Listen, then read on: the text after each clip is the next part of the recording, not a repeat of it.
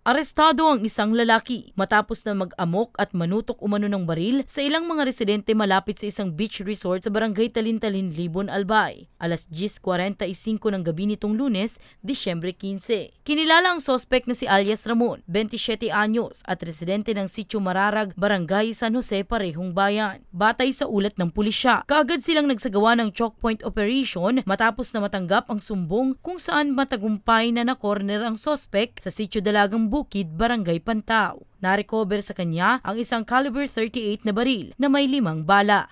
Itong mga tao din ito naghahanap din po ng happy doon po sa area, and it so happen lang po na meron nga po siyang baril ginamit po sa pananakot sa mga taong bayan natin.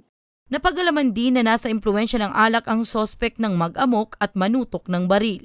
Ngayon pong holiday season mahigpit po namin pinagbabawal yung paglalabas for pagsa sa publiko ng mga firearm po, lalo na kung hindi yan register. And then kung meron naman pong nakita na ang mga po natin, tao na gumagawa po ng katulad nung nangyari last time, wag pong magdalawang isip na makipag-ugnayan po dito sa ating municipal police station po. And agad naman po namin itong tutugunan.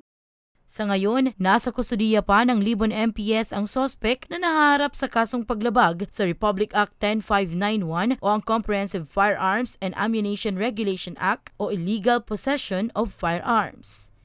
Para sa mga balitang tatak, Bicol, Danica Garcia.